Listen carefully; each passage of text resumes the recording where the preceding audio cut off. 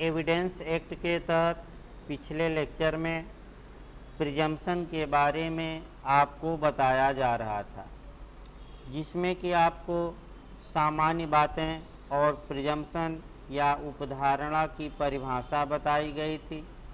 अब आइए उपधारणा के प्रकार देखा जाए। जहाँ तक उपधारणा के प्रकार की बात है, प्रिजम्पशन के प्रकार की बात है, प्रिजम्पशन दो प्रकार का होता है। सामान्यतः उपधारणा दो प्रकार की होती है। एक फैक्ट प्रिजम्पशन ऑफ फैक्ट यानी कि तथ्य की उपधारणा और दूसरी होती है प्रिजम्पशन ऑफ लॉ यानी कि विधि की उपधारणा।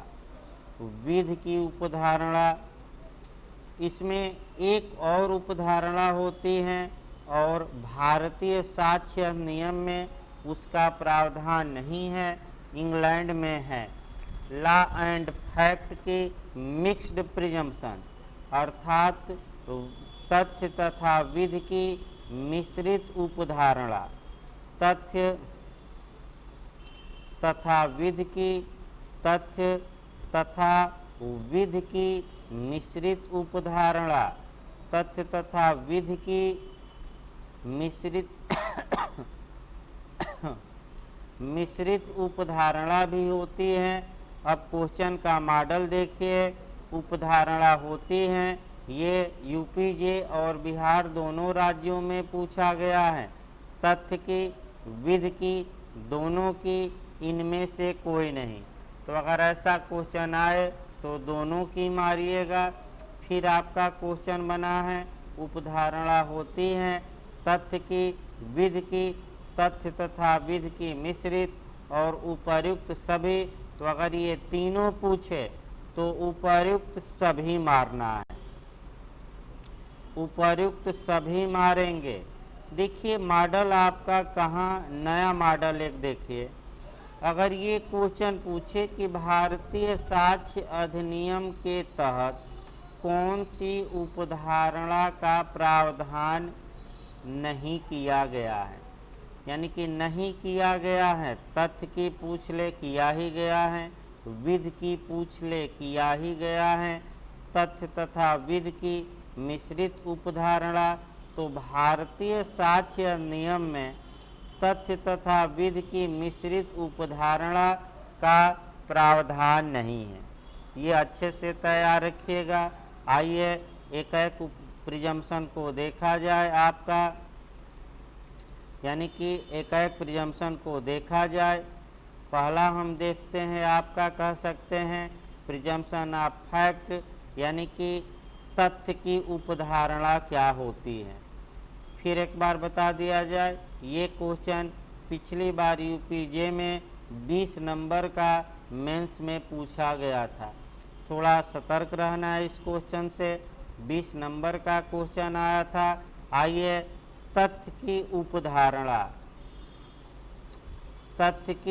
उपधारणा अच्छे से इसको देखिए उदाहरण के साथ। तथ्य की उपधारणा प्रिजम्पशन ऑफ फैक्ट। तथ्य की उपधारणा को प्राकृतिक उपधारणा भी कहते हैं, नेचुरल प्रिजम्पशन। यानी कि अगर पूछे प्राकृतिक उपधारणा,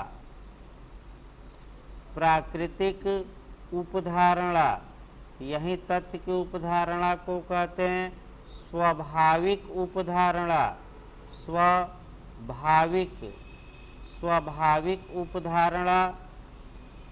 स्वाभाविक उपधारणा भी इसी उपधारणा को कहते हैं। यानी कि तथ्य की उपधारणा दे, प्राकृतिक उपधारणा दे, तथ्यात्मक उपधारणा दे, स्वाभाविक उपधारणा दे, ये सभी एक ही हैं, अलग अलग नहीं हैं। यानी कि इसको, ये सभी जो बातें हैं वह एक ही हैं, अलग अलग नहीं हैं, याद रखिएगा। आइए प्रिजम्पशन ऑफ फैक्ट को आगे इसकी परिभाषा देखा जाए और तब बेयर एक्ट को शुरू किया जाए। देखिए तथ्य की उपधारणाएं वे अनुमान हैं जो स्वाभाविक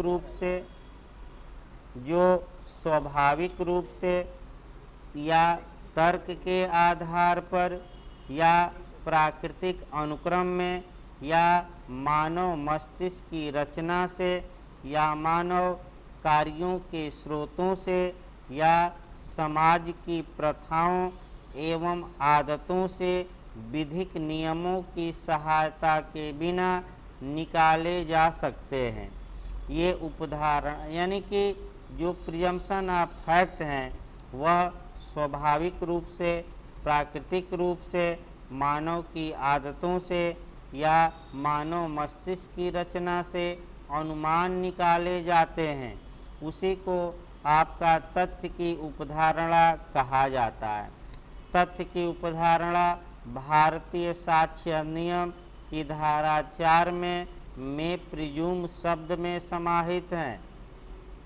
यानी कि भारतीय साक्ष्य अधिनियम की धारा 4 में जो में प्रिज्यूम शब्द हैं, यानी कि उपधारणा कर सकेगा अर्थात अनुमान लगा सकेगा, उपधारणा कर सकेगा, उपधारणा कर सकेगा। यानी कि अब पूछेगा कि तथ्य की उपधारणा किसमें समाहित है, तो भारतीय साक्ष्य अधिनियम की धारा 4 में जो शब्द परिभाषित किया गया है, दिया गया है, में प्रिज्यूम यानी कि उपधारणा कर सकेगा, यही प्रिजम्पशन ऑफ फैक्ट होती है। अब बेयर एक्ट क्या कहता है धारा 4 में, इसको देखिए कैसे तोड़कर आप पढ़ेंगे, इसको अच्छे से समझिए एक एक शब्दों को। देखिए बेयर एक्ट क्या कहता है। भारतीय साक्ष्य अधिनियम की धारा 4 के अनुसार जहाँ कहीं भी इस अधिनियम में, जहाँ कहीं भी इस अधिनियम में, इस अधिनियम का मतलब ये हुआ कि भारतीय साक्ष्य अधिनियम में, यानी कि जहाँ कहीं भी भारतीय साक्ष्य अधिनियम में यह उपबंधित हैं, अर्थात यह प्रावधानित है कि न्यायालय किसी तथ्य की उपधारणा कर सकेगा, अर्थात बेयर एक्ट में किसी भी धारा में ये शब्द आए कि न्यायालय किसी तथ्य की उपधारणा कर सकेगा, उपधारणा कर सकेगा, कर सकेगा, इसका मतलब क्या होगा आगे बताया गया। उपधारणा कर सकेगा, वहाँ न्यायालय ऐसे तथ्य को सिद्ध हुआ मान सकेगा, वहाँ न्यायालय ऐसे तथ्य को सिद्ध हुआ मान सकेगा। ऐसे तथ्य को सिद्ध यानी कि साबित या प्रमाणित या प्रूफ मान सकेगा या यदि तथा जब तक कि वह असिद्ध नहीं किया जाता, अर्थात यदि न्यायालय इस तथ्य को सिद्ध या प्रमाणित मान भी लेता है तो उसे असिद्ध किया जा सकता है, यानी कि उसका खंडन किया जा सकता है, यानी कि उस सिद्ध को, प्रमाणित को अप्रमाणित किया जा सकता है। अंतिम शब्द हैं या उसके सबूत की मांग कर सकेगा, यानी कि न्यायालय या तो उसके सबूत की मांग कर सकेगा। इन्हीं शब्दों को आपको अच्छे से डील करना है। देखिए जहाँ भी साक्ष्य अधिनियम में प्रिज्यूम शब्द आए, यानी कि उपधारणा, न्यायालय उपधारणा कर सकेगा, तो पहला नियम ये मिला कि न्यायालय एक तथ्य के साबित हो जाने पर दूसरे तथ्य को सिद्ध या प्रमाणित मान सकेगा। मान सकेगा का मतलब ये हुआ, जैसे ही मैं आया, इसका मतलब ये हुआ कि न्यायालय का विवेकाधिकार है, चाहें तो वह एक तथ्य के साबित हो जाने पर दूसरे तथ्य को साबित माने, सिद्ध माने, प्रमाणित माने या दूसरे तथ्य को प्रमाणित मानने से इनकार कर दे। अर्थात इसका मतलब ये हुआ कि न्यायालय एक तथ्य के सिद्ध हो जाने पर दूसरे तथ्य को सिद्ध मान ले या सिद्ध न मानते हुए न्यायालय सबूत की मांग करे, अर्थात तथ्य की उपधारणा करना न्यायालय का विवेक होता है। ये अच्छे से तैयार रखे, न्यायालय तथ्य की उपधारणा करने के लिए बाध्य नहीं होता। यदि न्यायालय ने अनुमान लगा ही लिया है, यानी कि कल्पना कर ही लिया है, उपधारणा कर लिया है, तो जिसके विरुद्ध में, जिसके अगेंस्ट उपधारणा की गई है, उस पक्षकार को ये हक होगा कि वह उसे असिद्ध कर दे। असिद्ध कर दे का मतलब ये हुआ कि वह उस कल्पना का, उस उपधारणा का खंडन कर सके। इसका मतलब ये हुआ कि तथ्य की उपधारणा सदैव खंडनीय होती है, उसको काटा जा सकता है। यानी कि 3-4 बातें आपको यहाँ देखनी है। पहला, तथ्य की उपधारणा करने के लिए न्यायालय बाध्य नहीं है। दूसरा, तथ्य की उपधारणा न करके न्यायालय सबूत की मांग कर सकता है। और तीसरा, यदि न्यायालय तथ्य की उपधारणा कर ही लिया है तो ऐसी दशा में कह सकते हैं कि इस उपधारणा का सदैव खंडन किया जा सकता है। यानी कि जिस व्यक्ति के विरोध में उपधारणा या अनुमान लगाया गया है, वह व्यक्ति, उस व्यक्ति को सदैव ये हक है कि वह इस अनुमान को गलत ठहरा दे, अनुमान का खंडन कर सके। इसका उत्तम उदाहरण भी मिलता है भारतीय साक्ष्य अधिनियम में। इसका उत्तम उदाहरण तमाम धाराओं में दिया गया है। कहाँ कहाँ उत्तम उदाहरण दिया गया है, अब एक एक आपका कुछ धाराएं भी आपको पढ़नी पड़ेंगी कि कहाँ कहाँ उत्तम उदाहरण मिलता है। इसको देखिए। जहाँ तक भारतीय साक्ष्य अधिनियम की बात है, भारतीय साक्ष्य अधिनियम की धारा 86 में इसका उत्तम उदाहरण मिलता है। 86 के बाद 87 में उत्तम उदाहरण मिलता है। 87 के बाद 88 में इसका उत्तम उदाहरण मिलता है। 88 के बाद 88A में इसका उत्तम उदाहरण मिलता है। फिर इसका उत्तम उदाहरण धारा 90 एविडेंस में मिलता है, 90A में मिलता है। फिर आपका 113A में मिलता है, 113A में मिलता है। फिर एविडेंस की धारा 114 में उत्तम उदाहरण दिया गया है। देखिए, जहाँ तक उदाहरणों की बात है, जो कंपटीशन में पूछे गए हैं उदाहरण, उसी को बताया जाए। 90 से भी बिहार में पिछली बार पूछा, 90A से UPJ में पूछा, UPJ में आपका पिछली बार 113A से क्वेश्चन बना, 114 से भी लगातार क्वेश्चन बनता रहता है। चारों धाराओं को क्या क्या दिया गया है, 4 उदाहरण मैं बता रहा हूँ।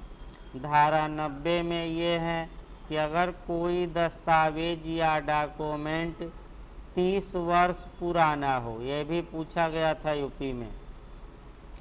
अगर कोई डॉक्यूमेंट 30 वर्ष पुराना हो, उचित अभिरक्षा में हो, वहाँ से निकालकर न्यायालय में पेश किया गया हो, तो न्यायालय यह उपधारणा कर सकेगा कि वह दस्तावेज सही हैं और सही ढंग से निष्पादित किया गया था। बिहार जे में पिछली बार ये पूछा कि 30 वर्ष की गणना किस समय से की जाएगी, तो जिस दिन न्यायालय में ऐसा दस्तावेज पेश किया जाता है, याद रखिएगा।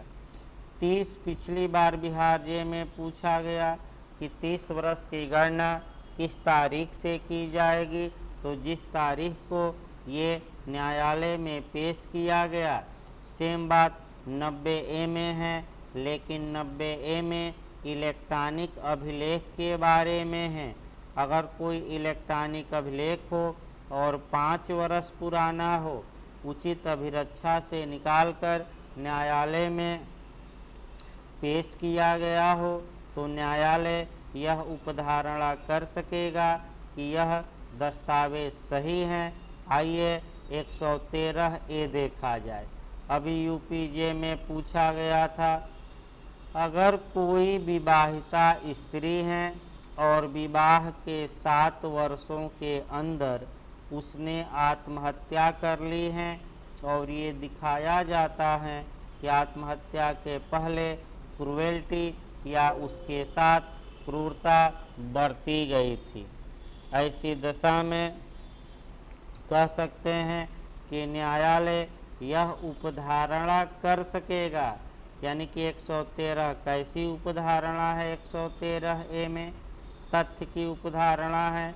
ये क्वेश्चन बना था आत्महत्या के बारे में, उपधारणा किस धारा में, अनुमान किस धारा में लगा सकता है न्यायालय? 113A। इसके बाद 114 से भी क्वेश्चन बनता है बहुत ज़्यादा। 114 से एक केवल दृष्टांत पहला देखा जाए। 114 में भी तथ्यात्मक उपधारणा है, तथ्य की उपधारणा है। 114A का दृष्टांत देखा जाए। पहला दृष्टांत, अगर चोरी हुई और चोरी के कुछ समय के पश्चात किसी व्यक्ति के पास चुराया हुआ माल पाया जाता है, तो न्यायालय यह उपधारणा कर सकेगा कि या तो यह व्यक्ति चोर है या चुराया हुआ माल जानते हुए यह पाया है। लेकिन चूँकि तथ्य की उपधारणा आपका बता दिया जाए कि जो तथ्य की उपधारणा है वह उपधारणा कह सकते हैं कि करने के लिए न्यायालय बाध्य नहीं है। अतः ऐसी दशा में आपका कह सकते हैं कि न्यायालय चाहें तो उपधारणा न करके सबूत की मांग भी कर सकता है। और अगर न्यायालय उपधारणा या अनुमान लगा लिया तो विपक्षी यानी कि जिसके विरोध में अनुमान लगाया गया है वह सदैव उसका खंडन कर सकता है। अब आइए, तथ्य की उपधारणा समाप्त हुई। अब आइए प्रिजम्पशन ऑफ लॉ यानी कि विधि की उपधारणा। जहाँ तक प्रिजम्पशन ऑफ लॉ की बात है, विधि की उपधारणा की बात है। विधि की उपधारणाएं क्या होती हैं ये पहले देखा जाए और तत्पश्चात आपका विधि की उपधारणाओं का प्रकार देखना है। देखिए, विधि की उपधारणाएं ऐसा नियम है जिसके अंतर्गत न्यायालय किसी विशेष परिस्थिति में एक विशेष अनुमान करने के लिए बाध्य होता है। यानी कि विधि की उपधारणा में अनुमान निकालना, कल्पना करना न्यायालय के लिए बाध्यकारी होता है, पहला नियम। दूसरा, न्यायालय अर्थात विधि की उपधारणा निकालने के लिए न्यायालय बाध्य होता है। विधि की उपधारणाएं विधिक ये मानव अनुभवों से निकाले गए अनुमान होते हैं।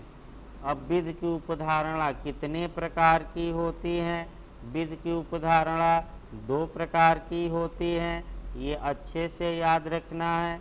एक विधि की खंडनीय उपधारणा, विधि की खंडनीय उपधारणा, और दूसरा विधि की अखंडनीय उपधारणा। यहाँ से खूब क्वेश्चन बनता है, अच्छे से तैयार रखिएगा। मॉडल पहले प्री का यहाँ देख लिया जाए। विधि की उपधारणाएं होती हैं खंडनीय, कुछ में खंडनीय, कुछ में अखंडनीय, दोनों, इनमें से कोई नहीं। तो तो अगर ऐसा क्वेश्चन बने तो आप दोनों मारिएगा, अर्थात विधि की उपधारणाएं खंडनीय भी होती हैं और अखंडनीय भी। अब खंडनीय उपधारणा कौन सी है, अखंडनीय उपधारणा कौन सी है, इसी को अच्छे से जानना है। जहाँ की धारा 4 में जो शब्द आया है, अगला शब्द शैल प्रिज्यूम, यानी कि न्यायालय उपधारणा करेगा। याद रखिएगा, जहाँ ये शब्द आया कि न्यायालय उपधारणा करेगा, वह विधि की खंडनीय उपधारणा है। और जहाँ शब्द आए कंक्लूसिव प्रूफ या निश्चायक सबूत, जैसे ही शब्द आया निश्चायक सबूत, ये विधि की उपधारणा है लेकिन अखंडनीय। अर्थात फिर एक बार याद रखिए, विधि की उपधारणाएं दो प्रकार की होती हैं, एक खंडनीय उपधारणा, दूसरा अखंडनीय उपधारणा। खंडनीय उपधारणा कह सकते हैं भारतीय साक्ष्य अधिनियम की धारा 4 में शैल प्रिज्यूम शब्द में समाहित है, जबकि विधि की अखंडनीय उपधारणा भारतीय साक्ष्य अधिनियम की धारा 4 में कंक्लूसिव प्रूफ शब्द में समाहित हैं। तब आइए देखा जाए, विधि की जो आपका उपधारणा है, आपका कह सकते हैं कि जो विधि की उपधारणा है, आपका विधि की खंडनीय उपधारणा पहले देखा जाए और तब विधि की अखंडनीय उपधारणा बताया जाएगा। जहाँ तक विधि की खंडनीय उपधारणा की बात है, विधि की खंडनीय उपधारणा होती क्या है, बेयर एक्ट देखिए। जहाँ कहीं भी इस अधिनियम में आपका, जहाँ कहीं भी इस अधिनियम में यह निर्देशित किया गया है कि न्यायालय किसी तथ्य की उपधारणा करेगा, यानी कि किसी तथ्य की उपधारणा करेगा, वहाँ न्यायालय एक तथ्य के साबित हो जाने पर दूसरे तथ्य को सिद्ध मानेगा, यानी कि दूसरे तथ्य को सिद्ध मानेगा एक तथ्य के साबित हो जाने पर, जब तक कि उसे असिद्ध न कर दिया जाए। जब तक कि उसे असिद्ध न कर दिया जाए, इसका मतलब ये हुआ कि जहाँ कहीं भी बेयर एक्ट में ये शब्द आए शैल प्रिज्यूम, यानी कि न्यायालय उपधारणा करेगा, वहाँ न्यायालय एक तथ्य के साबित हो जाने पर दूसरे तथ्य को साबित मानने के लिए, सिद्ध मानने के लिए बाध्य होता है, उसका विवेकाधिकार नहीं होता। अर्थात इसका मतलब ये हुआ कि विधि की उपधारणा करने के लिए न्यायालय बाध्य होता है, सबूत की मांग नहीं कर सकता। हाँ, ये जरूर है कि अगर न्यायालय ने अनुमान लगा ही लिया है तो वह अनुमान असिद्ध किया जा सकता है। इसका मतलब ये हुआ कि उस अनुमान का खंडन किया जा सकता है, उस अनुमान का खंडन किया जा सकता है। अर्थात विधि की खंडनीय उपधारणाएं वे अनुमान होती हैं जहाँ की न्यायालय एक तथ्य के सिद्ध हो जाने पर दूसरे तथ्य के अस्तित्व को स्वीकार करता है, लेकिन ये उपधारणा खंडनीय है, अर्थात जिसके विरोध में अनुमान लगाया गया है वह पक्षकार इस अनुमान का खंडन कर सकता है। आइए देखा जाए, जहाँ तक शैल प्रिज्यूम की बात है, विधि की खंडनीय उपधारणाएं भारतीय साक्ष्य अधिनियम की तमाम धाराओं में दी गई हैं। कुछ धाराएं हम बता रहे हैं, 179 आ जाइए, एक हम 107 बताएंगे, एक आपका 108 धारा बताएंगे, फिर आपका धारा 113 बी बताएंगे। कुछ ही धाराएं बताई जा रही हैं। 113 बी बता रहे हैं, फिर आपका 114 ए बता रहे हैं। यानी कि कुछ ही धाराएं हम बता रहे हैं, 4-5 धाराएं जो उदाहरण के लिए महत्वपूर्ण हैं। देखिए एक एक धाराओं में 79, यदि कोई लोक दस्तावेज है, पब्लिक डॉक्यूमेंट हैं और उसकी प्रमाणित प्रति पेश की जाती है न्यायालय में, तो न्यायालय यह अनुमान लगाएगा, यानी कि शैल प्रिज्यूम, यानी कि न्यायालय यह अनुमान लगाएगा कि वह प्रमाणित प्रति सही है। लेकिन अनुमान लगाने के लिए न्यायालय बाध्य है, लेकिन इस अनुमान का खंडन किया जा सकता है। 107 भी काफ़ी पूछी जाती है एविडेंस की धारा। उत्तरजीविता की उपधारणा, जीवित होने की उपधारणा, लिविंग होने की उपधारणा 107 एविडेंस में है। यदि किसी व्यक्ति के बारे में पिछले 30 वर्षों से सुना गया है तो ये माना जाएगा कि आज भी वह जीवित है। लेकिन सिविल डेथ, मृत्यु की उपधारणा एविडेंस की धारा 108 में दी गई है, जहाँ कि ये बताया गया है कि यदि कोई व्यक्ति पिछले 7 वर्षों से किसी व्यक्ति के बारे में कुछ नहीं सुना गया है तो कानून मान लेगा कि वह व्यक्ति मर गया है, भले वास्तव में वह जिंदा हो। 113 बी भी काफ़ी महत्वपूर्ण है।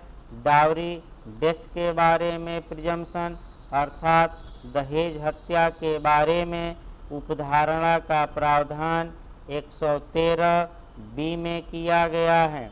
अगर कोई विवाहित स्त्री है, उसकी मृत्यु विवाह के 7 वर्ष के अंदर होती है, मृत्यु अप्राकृतिक है या जलकर हुई है, और एक तथ्य ये दिखाया जाता है कि मृत्यु से पहले दहेज की मांग की गई थी और दहेज के लिए ही मारा गया, तो न्यायालय यह उपधारणा करेगा कि ये डावरी डेथ है और पति या उसके घर वालों ने ही दहेज के लिए मारा है।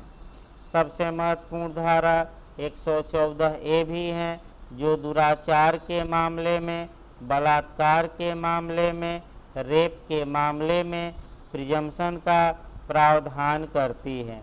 114 ए से क्वेश्चन बनता है।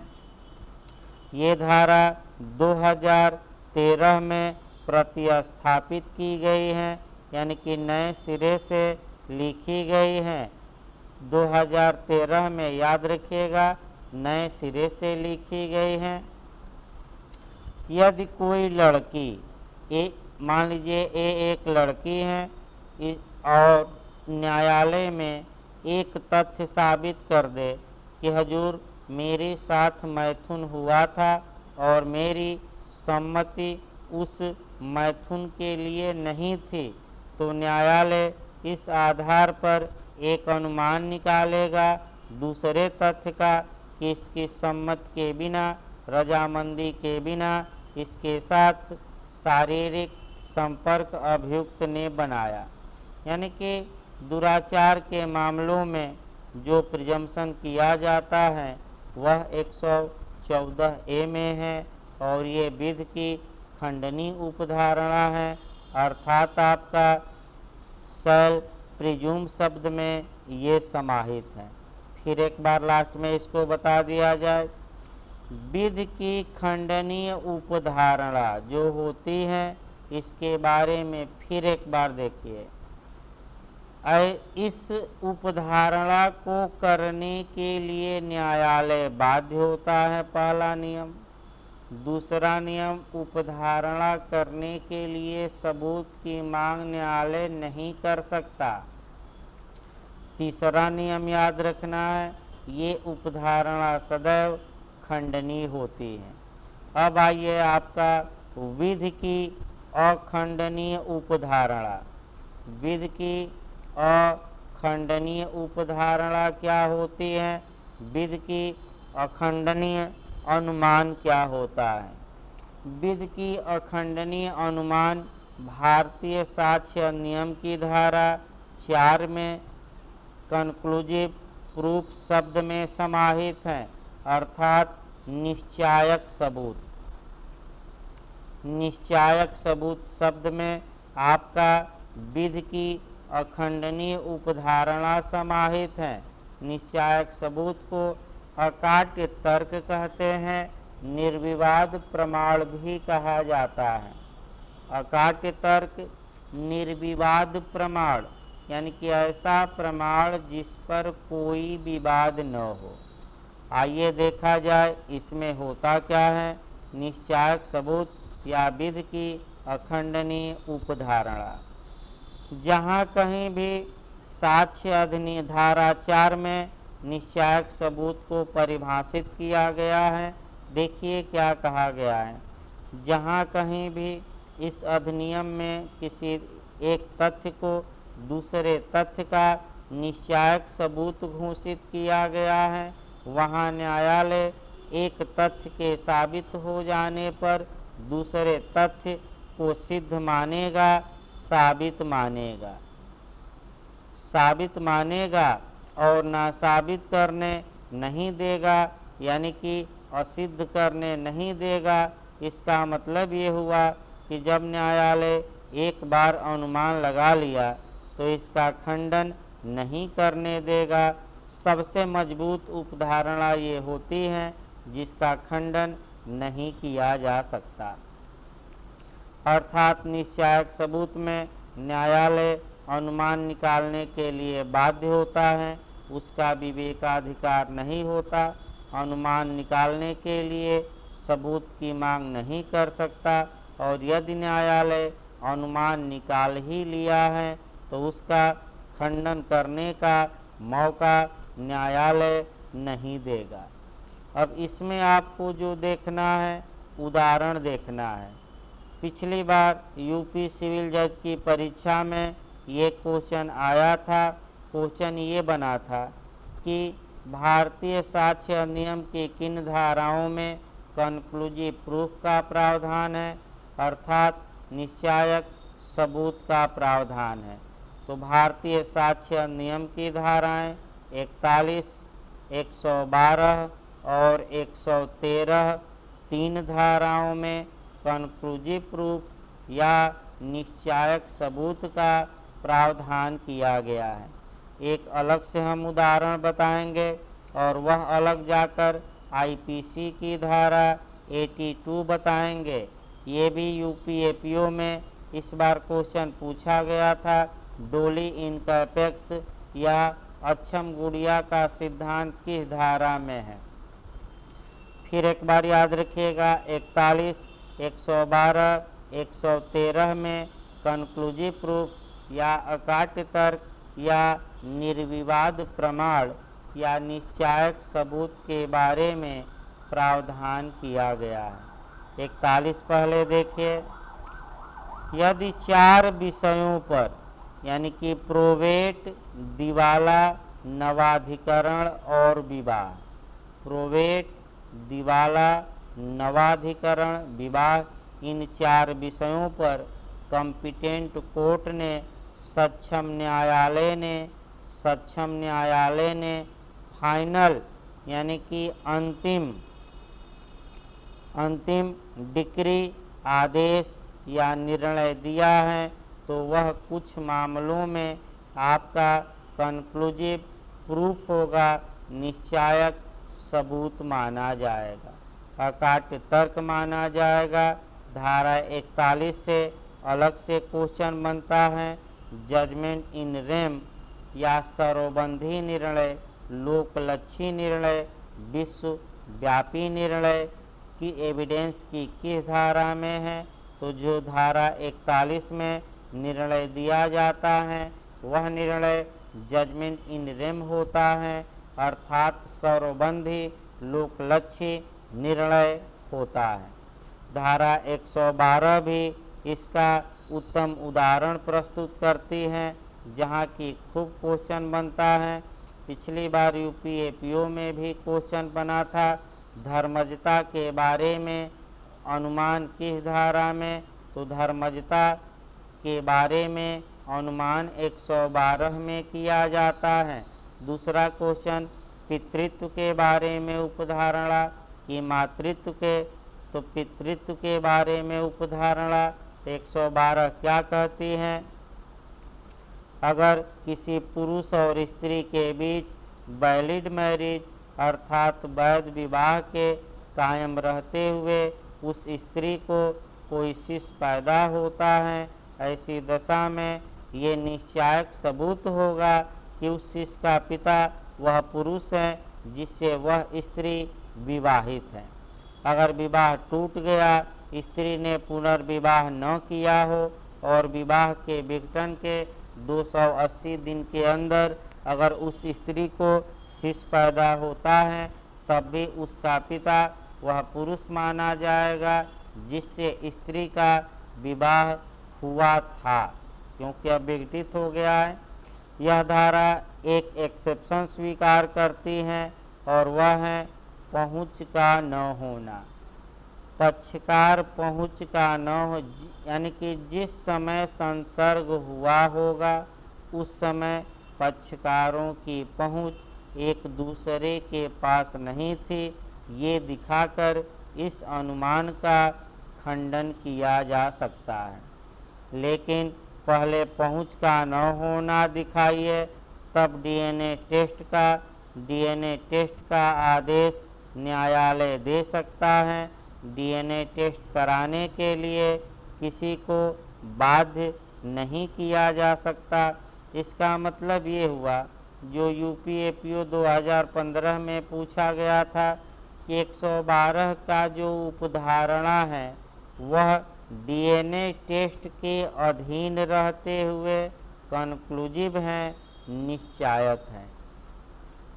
लास्ट में एक उदाहरण आपका 82 का बता दिया जाए।